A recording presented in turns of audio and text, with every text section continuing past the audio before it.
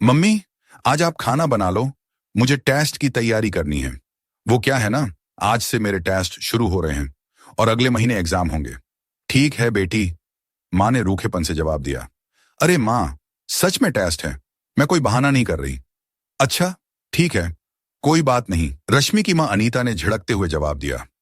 रश्मि 16 वर्ष की बेहद खूबसूरत लड़की थी। अभी 12वीं में पढ़ रही थी। उसकी खूबसूरती के किस्से हर किसी की जबां पर थे।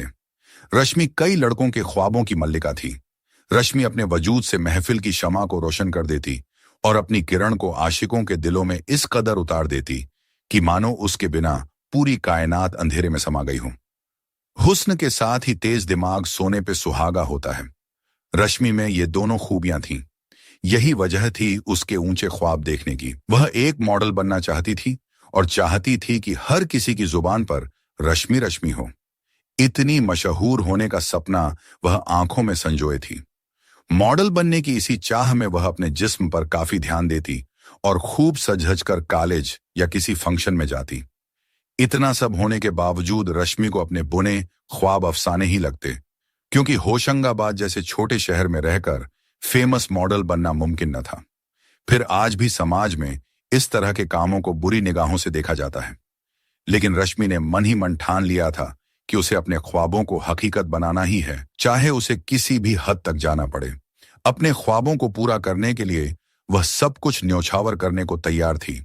यार सोनल, सुनना, मुझे तुझसे बहुत जरूरी बात करनी है। रश्मि ने सोनल के कंधे को धीरे से पकड़कर कहा।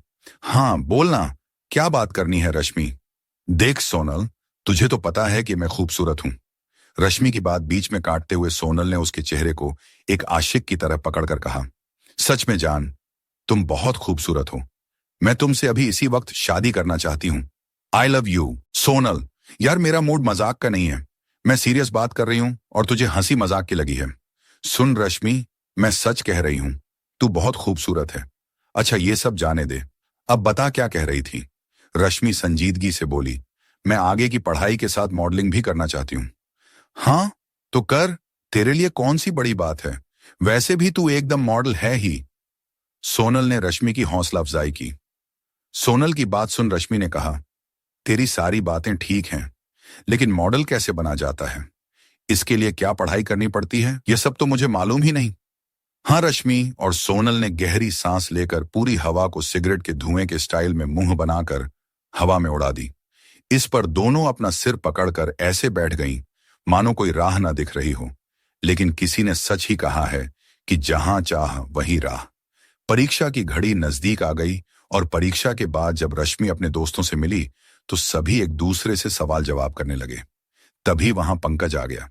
रश्मि, तुम्हारा पेपर कैसा हुआ? पंकज ने उत्सुकता से पूछा। जी भैया, बहुत अच्छा हुआ, रश्मि नजरें झुकाकर बोली। पंकज रश्मि का बड़ा भाई था। रश्मि के अलावा घर में मम्मी पापा और एक छोटी बहन रागिनी थी जो 10वीं के पेपर दे रही थी। रश्मि के पापा दीपक पाटीदार थे। आमदनी साल भर में इतनी हो जाती कि घर का खर्च आसानी से चल जाता, लेकिन शौक पूरे नहीं किए जा सकते। रागिनी एकदम सिंपल लड़की थी। उसे अपनी दीदी की तरह सजने संवरने का बिल्कुल भी शौक नहीं था। 12वीं के बाद कोई काम ढूंढने के लिए परेशान होता है तो कोई अच्छी जगह एडमिशन के लिए। रोहित आते ही सोनल को देखकर मुस्कुराया। कैसा हुआ पेपर? ठीक ही हुआ है, सोनल मुंह बनाकर बोली। अपना बताओ। सब ठीक है यार, इतने नंबर आ जाएंगे कि फिर से इस स्कूल में नहीं पढ़ना पड़ेगा। यह कहते हुए रोहित की नजर रश्मि की तरफ टिक गई, लेकिन रश्मि उसकी इस हरकत से बेपरवाह आलिया से बातों में मशगूल थी। दरअसल रोहित पिछले 2 वर्षों से रश्मि की चाहत में पागल था, लेकिन कभी दाल नहीं गली। हार कर रोहित अब उसकी राह से हटकर सोनल की जिंदगी में आ गया। रश्मि, तुम आगे की पढ़ाई करोगी या नहीं?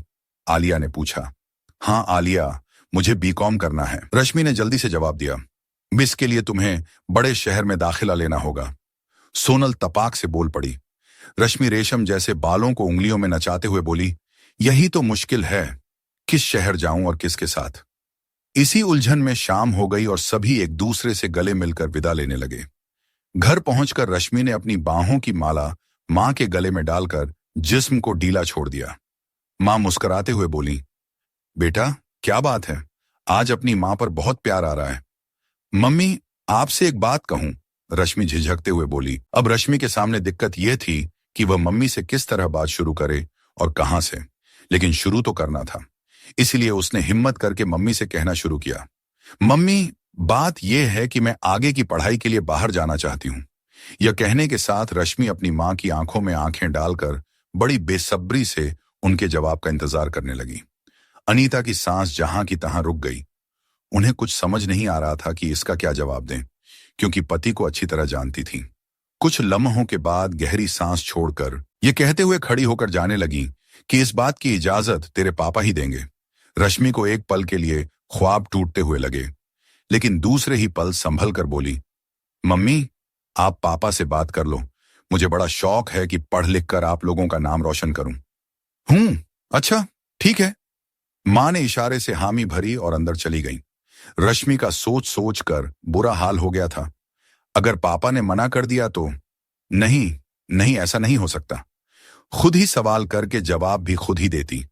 उस रात रश्मि की आंखों से नींद कोसों दूर थी। सारी रात करवट बदल बदल कर सुबह कर दी, लेकिन अगली सुबह इतनी खूबसूरत होगी उसने सोचा न था। अब ख्वाबों को हकीकत बनाने वाली वह जादुई छड़ी रश्मि को मिल गई थी। पापा मान गए थे कि रश्मि आगे की पढ़ाई कर सकती है। 12वीं का रिजल्ट आ गया। रश्मि ने स्कूल में टॉप किया था। रश्मि के साथ घर वाले भी बहुत खुश थे। खुश भी क्यों ना हो, बेटी ने उनका सिर फख्र से ऊंचा जो कर दिया था। भोपाल के अच्छे कॉलेज में रश्मि का बीकॉम में एडमिशन हो गया। वह पीजी में रहने लगी। उसका कॉलेज पीजी से आधे घंटे के फासले पर था, जिसे वह बस से तय करती। रश्मि को आए हुए अभी 2 माह हुए थे कि 5 सितंबर नजदीक आ गया, यानी टीचर्स डे। इसके लिए क्लास के कई लड़के लड़कियों ने तरह तरह के सांस्कृतिक प्रोग्राम करने के लिए तैयारियां शुरू कर दी।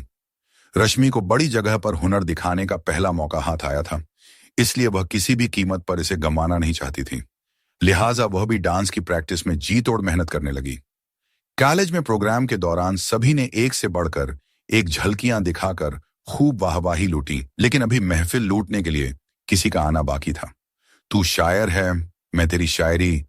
माधुरी की तरह डांस करती रश्मि की परफॉर्मेंस देख हर तरफ तालियों की ताल सुनाई देने लगी।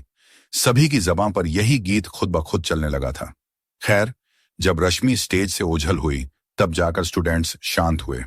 लगभग 1 बजे तक प्रोग्राम चला। सभी टीचर्स के साथ ही लड़कों के बीच रश्मि को मुबारकबाद देने की होड़ सी लग गई। रश्मि के लिए ऐसा एहसास था जैसे हकीकत में वह कोई बड़ी सेलिब्रिटी हो। जितने भी लड़के थे सभी उसके एकदम करीब हो जाना चाहते थे, और यही मंशा रश्मि की थी। घंटे भर बाद जब भीड़ कम हुई तभी किसी की आवाज ने उसके कानों में दस्तक दी। उसने मुड़कर पीछे देखा। एक हैंडसम लड़के ने उसे मुबारकबाद देने के लिए हाथ बढ़ाया। रश्मि उसे नजरअंदाज न कर सकी और अपने नर्म व नाजुक हाथों को आगे बढ़ा दिया। आप बहुत अच्छा डांस करती हैं। देखकर ऐसा लगा कि स्टेज पर माधुरी खुद ही परफॉर्मेंस दे रही हूं। उसने बड़ी सादगी से तारीफ की। जी, शुक्रिया। मैं इतनी तारीफ के लायक नहीं कि आप मेरी इतनी तारीफ करें, रश्मि सकुचाते हुए बोली। मैं सच कह रहा हूं, आपने वाकई में बहुत अच्छी परफॉर्मेंस दी है। अनजान लड़के ने बेबाकी से अपनी बात कही। वैसे मेरा नाम राहुल है, और आपका? इतनी जल्दी भी क्या है? रश्मि मुस्कुराई। सोच रहा हूं जो दिखने में इतनी खूबसूरत है उसका नाम कितना खूबसूरत होगा। मेरा नाम रश्मि है। रश्मि ने अपनी कातिल निगाहों से उसकी तरफ देखा। राहुल ने भी रश्मि की आंखों में आंखें डाल दी।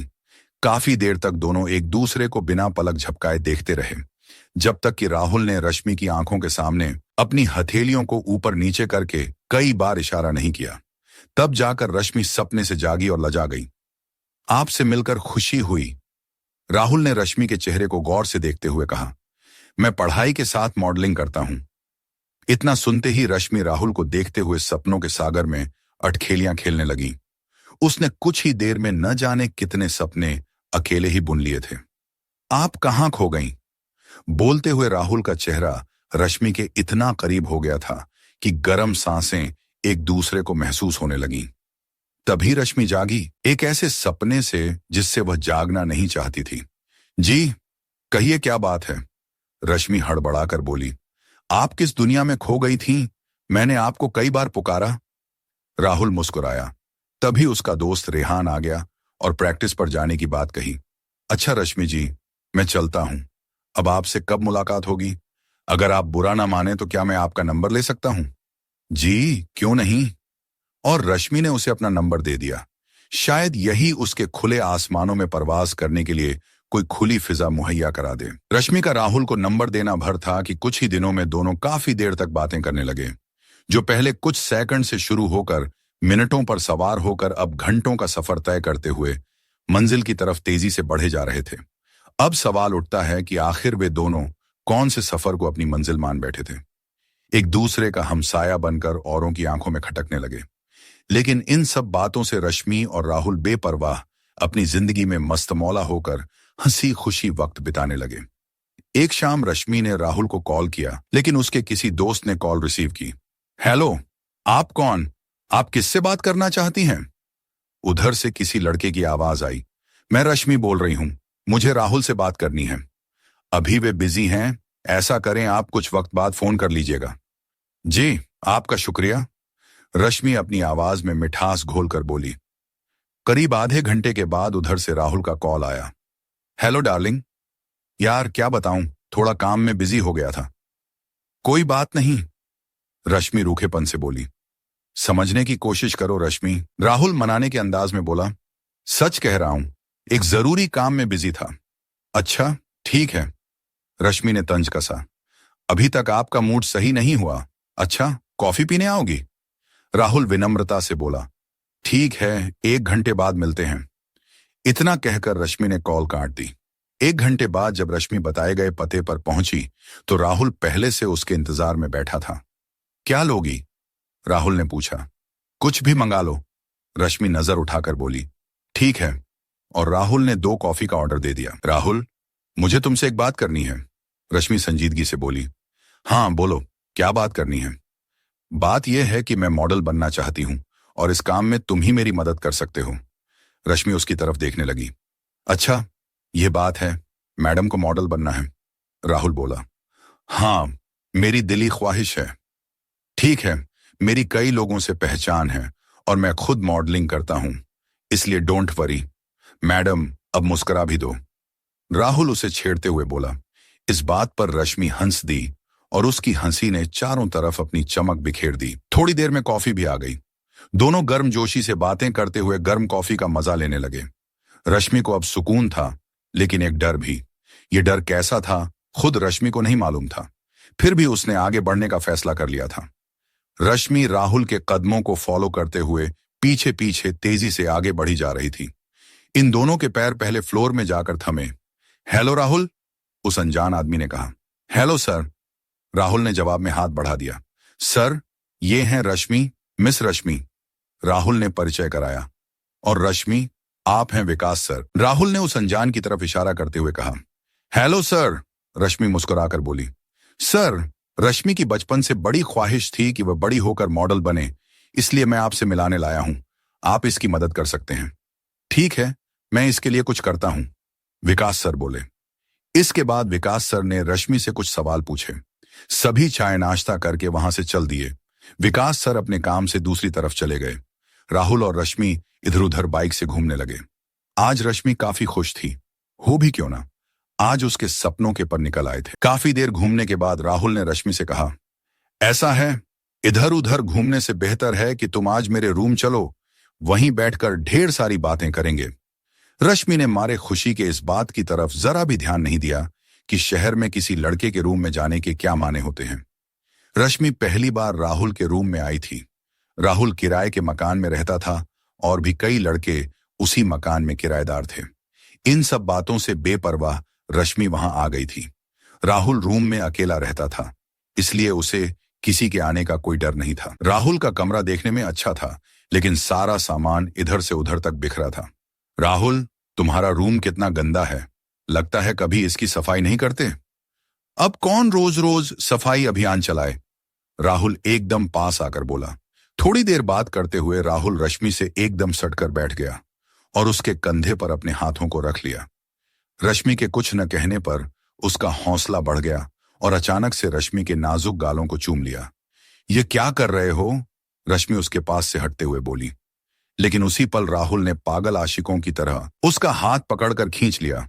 रश्मि उसके ऊपर आ गिरी। अब रश्मि उसकी मजबूत बाहों में समा चुकी थी। ऐसा नहीं है कि रश्मि ने राहुल से छूटने की कोशिश न की हो, लेकिन राहुल उसे अपने फौलादी हाथों से जकड़े हुए था। रश्मि उसकी बाहों में शिकार बने परिंदे की तरह छटपटा रही थी, लेकिन उसकी सारी कोशिशें नाकाम रहीं। इसका दूसरा पहलू यह भी था, रश्मि खुद ही राहुल की बाहों में प्यार के गोते लगाना चाहती थी। रश्मि अब राहुल के जिस्म में लता की तरह लिपटी हुई थी और रेगिस्तान में मछली की तरह प्यार में तड़प रही थी। राहुल भी सारी सरहदें पार करके हद से गुजर जाना चाहता था। प्यार की तड़प, जज्बातों की प्यास और जिस्म की आग दोनों तरफ से इस कदर लगी थी कि उन्हें अच्छे बुरे की सुध ही न रही। रफ्तार रफ्तार यह सिलसिला चलता रहा और प्यार करने की चाहत दिन ब दिन बढ़ती गई। लेकिन क्या यह प्यार था या सिर्फ चाहत, या जो जिस्मों की प्यास बुझाने के लिए था? इस रिश्ते का नाम कुछ भी हो, एक बात तो तय थी कि इनमें से कोई भी ईमानदार नहीं था। रश्मि को मॉडल बनना था और राहुल को जिस्म की आग ठंडी करनी थी। रश्मि अपने ख्वाबों को हकीकत बनाने के लिए अपना सब कुछ दांव पर लगा चुकी थी। उसे सिर्फ कामयाबी चाहिए थी, फिर चाहे जैसे मिले। इससे रश्मि को कोई फर्क नहीं पड़ता था। अक्सर सुनने में आता है कि झूठ को इतनी बार बोलो कि वह सच लगने लगे, लेकिन आखिर कब तक? कब तक आप किसी से इस तरह से फरेब करते रहेंगे? एक दिन तो सच्चाई दुनिया के सामने आनी ही है, और यह सच्चाई रश्मि के सामने बहुत भयानक रूप में आई। रश्मि मॉडल बनने के लिए कुछ भी कर सकती थी, इसलिए राहुल ने उसे उंगलियों पर नचाना शुरू कर दिया था। वह उसे आजकल में टालता रहा। फिर एक दिन उसे स्टूडियो में ले जाकर उसका फोटोशूट करवाया। विकास सर बोले, रश्मि, आपको मॉडल बनना है? जी सर, रश्मि बोली। तो आप कल से इस तरह के गांव वाले कपड़े पहनकर मत आना। जी सर, रश्मि ने हामी भरी। अगले दिन रश्मि काफी भड़कीला सूट पहनकर आई और फोटोशूट के लिए तैयार हो गई। कैमरामैन शॉट लेने के लिए रेडी था। उसने कई एंगल से शॉट लिए, लेकिन विकास जिस तरह का शॉट चाहते थे उन्हें नहीं मिल पा रहा था।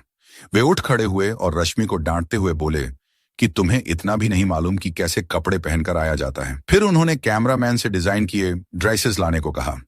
उसने एक बॉक्स से कुछ ड्रेसेस निकाली और रश्मि को पहनने को दी। रश्मि जब चेंजिंग रूम में गई और एक ड्रेस पहनी और वहीं लगे आईने में देखा तो शर्मा गई। जो ड्रेस पहनी थी उससे बमुश्किल ही जिस्म छिप पा रहा था, लेकिन यह सब तो करना ही था। इसी तरह कई ड्रेसेस में उसने पोज दिए। रश्मि आज काफी नर्वस थी। उसकी हालत देखकर राहुल उसे करीब करके बोला, रश्मि, यह सब तो करना ही पड़ेगा, अब मॉडल जो बनना है। हाँ राहुल, फिर भी मुझे कुछ अच्छा नहीं लग रहा, रश्मि उदासी से बोली। रात को रश्मि काफी देर तक छत से लटकते पंखे को निहारती रही।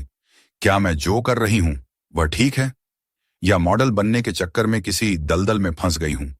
काफी रात तक वह जागती रही, लेकिन उसके लिए किसी नतीजे पर पहुंचना मुश्किल था।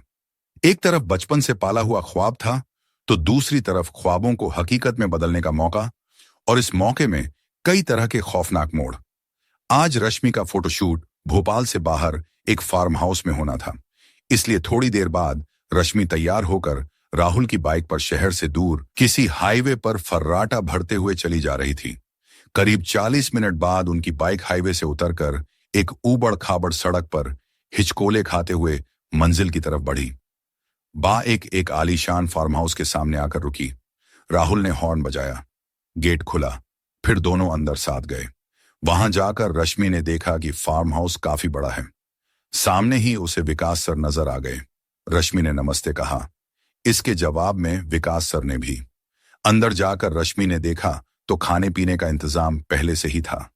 वहीं टेबल पर कुछ बोतलें शराब की थीं। ये सब देखकर रश्मि को अजीब लगा, लेकिन फिर सोचा कि यह सब आज के दौर में चलता है। थोड़ी देर बाद सभी एक बड़े डाइनिंग टेबल पर बैठकर खाने पीने लगे। रश्मि, सक्सेना सर ने उसे शराब पीने का ऑफर दिया, लेकिन रश्मि ने साफ मना कर दिया। यह सब चलता है, राहुल पीते हुए बोला। इस बार रश्मि ने जाम को हाथों से थाम लिया। शराब पीते ही रश्मि को बड़ा अजीब लगा, जैसे कोई तीखी चीज गले को चीर कर अंदर उतर गई हो।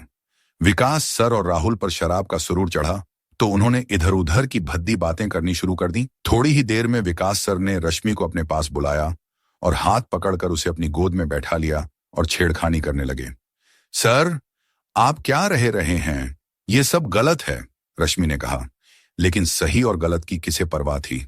तुम्हें मॉडल नहीं बनना क्या? देखो रश्मि, जिंदगी में कुछ बड़ा करना है तो यह सब गलत नहीं है, और मेरे कुछ करने से तुम्हारी खूबसूरती में कोई कमी नहीं आ जाएगी। ये कहते हुए सक्सेना के हाथ रश्मि के गालों से होते हुए उसके सीने पर आकर थम गए। सर, ये तो मेरे बचपन का शौक है, रश्मि धीमी आवाज में बोली। फिर क्यों मना कर रही हो? हम कोई गैर नहीं है, हमें अपना ही समझो। विकास सर कहते हुए बदहवास उस पर टूट पड़े। रश्मि मॉडल बनने के लिए अपनी इज्जत दांव पर लगाने से गुरेज करने वालों में नहीं थी। वह जिस्म को मंजिल हासिल करने का सिर्फ जरिया मानती थी, और आज उसने वही किया। ये बात और है कि एक औरत होने के नाते उसे भी थोड़ी बहुत झिझक थी, जो अब टूट चुकी थी। मन में बार यही आ रहा था कि बचपन से संजोए ख्वाब शायद अब हकीकत बन जाएं। लेकिन ये ख्वाब महंगे साबित होंगे, उसने सोचा न था। लेकिन महंगे ख्वाब आसानी से पूरे नहीं होते हैं, इस बात का एहसास उसे अब तक हो चुका था। तभी तो अब रश्मि इस खेल में मंझी हुई खिलाड़ी की तरह विकास का साथ दे रही थी। यह सब करते हुए अब उसे कोई पछतावा नहीं हो रहा था, बल्कि जिंदगी का अहम हिस्सा मानकर अपने सपनों के साथ सेक्स का भी मजा लेने लगी। उसे अपनी मंजिल मिल गई थी।